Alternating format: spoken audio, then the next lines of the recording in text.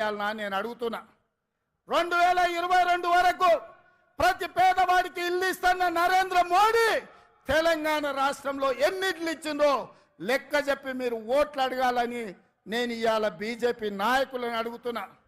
ఇవాళ నరేంద్ర మోడీ గారు మతాల మధ్యలో చిచ్చు, ప్రాంతాల మధ్యలో చిచ్చు, భాషల మధ్యలో చిచ్చు, ఇవాళ వరకు చిచ్చు పెట్టి విభజించి ఇప్పటి వరకు అధికారం నిలబెట్టుకున్నాడు. ఇక ఇప్పుడు దేశాన్నే విభజించి చిచ్చు పెట్టి మూడోసారి అధికారం రావాలని కుట్ర చేస్తుండు. ఇవాళ దక్షిణ భారతదేశం ఉత్తర భారతదేశం మధ్యలో చిచ్చు పెట్టి దేశాన్ని విభజించే పరిస్థితి నరేంద్ర మోడీ గారు తెచ్చిండ్రు. అందుకోసం ఓట్లు వేయాలనా నేను అడుగుతున్నా. అంతెందుకు మిత్రులారా, హైదరాబాద్ నగరంలో వరదలు వచ్చినాయి, లక్షలాది మంది నిరాశ్రయులైనరు. ఆనాడు ఢిల్లీ నుంచి నరేంద్ర మోడీ నుంచి ఒక్క పైసైనా సికింద్రాబాద్ ఎంపీ కిషన్ రెడ్డి తెచ్చిండా? సిగ్గులేని కిషన్ రెడ్డి మునిగిపోతే ఒక్క పైసదేలే. ఇవాళ ఏ ముఖం పెట్టుకొని ఇవాళ ఓట్లు అడుగుతున్నామని నేను చెప్తున్నా. అందుకే మిత్రులారా, నరేంద్ర మోడీ అన్న నమో అంటే నమ్ముతే మోసం. 10 ఏళ్ళు ప్రధానమంత్రిగా ఉన్నాడు, ఇవాళ మళ్ళీ ఓటేయమంటుండు.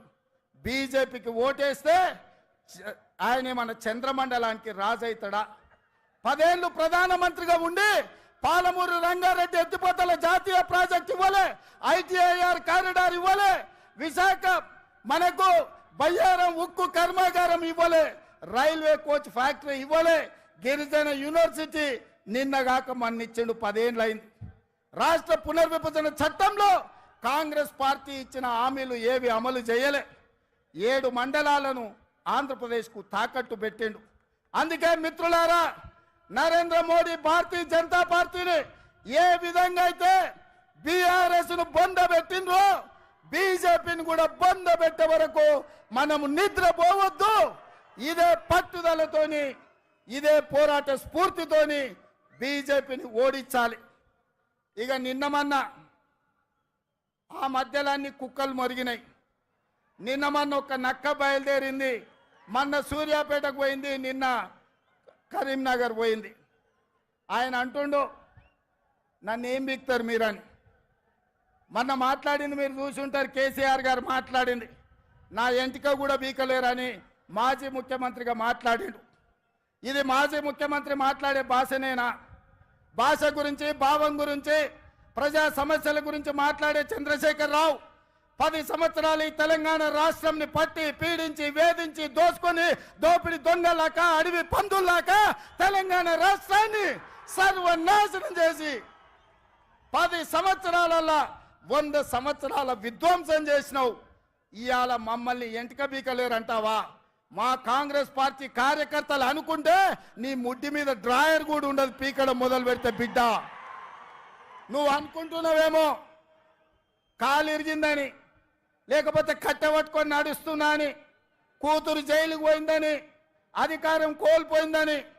కొంతకాలం మేము సంయమనం పాటించినాం. ఏ మనిషికైనా కష్టం వచ్చినప్పుడు మేము మానవత్వంతో మీ గురించి మాట్లాడకుండా మర్యాద పూర్వకంగా వ్యవహరించినాం.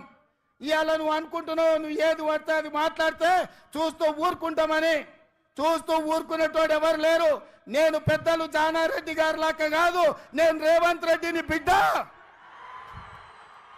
అంగిలాగు ఊడదీసి నువ్వు మాట్లాడే లత్కోర్ లఫంగ మాటలకు చెర్లపల్లి జైల్లో చిప్పకూడు తినిపిస్తా బిడ్డ. నువ్వు అనుకుంటున్నావేమో.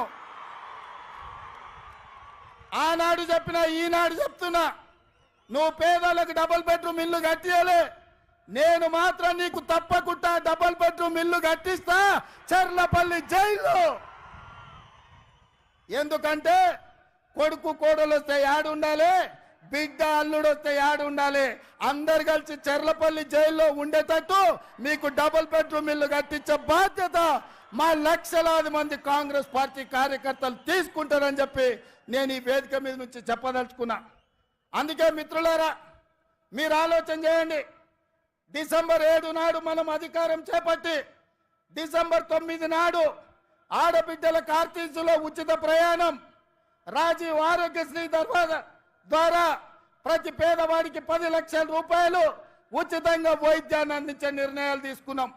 ఇదే కాదు, మా మిత్రుడు పెద్దలు బట్టి విక్రమార్క గారు ఆర్థిక సమస్యలు రాష్ట్రం సంక్షోభంలో ఉంటే, జీత భత్యాలు ఇవ్వలేని పరిస్థితిలో రాష్ట్రం ఉంటే, ప్రభుత్వ ఉద్యోగులకు అదేవిధంగా పెన్షన్దారులకు మొదటి తారీఖు నాడు జీత భత్యాలు ఇచ్చి రాష్ట్ర ఆర్థిక పరిస్థితిని గాడిలో పెట్టిండు. ఇదే కాదు, ఆడబిడ్డలను దృష్టిలో పెట్టుకొని కట్టెల పొయ్యితోని కన్నీళ్లతోని ఆడబిడ్డలు కష్టపడుతుంటే వాళ్ళ కన్నీళ్లు తూడవడానికి సోనియమ్మ మాట ప్రకారం 500 రూపాయలకే ఆడబిడ్డలకు సిలిండర్ ఇచ్చి ఆడబిడ్డల కష్టాలు తీర్చినాం. అదే కాదు, పేదవాళ్లకు ఇంటింటికి ఉచితంగా 200 యూనిట్ల పథకాన్ని అమలు చేసి నిరూపించినాం.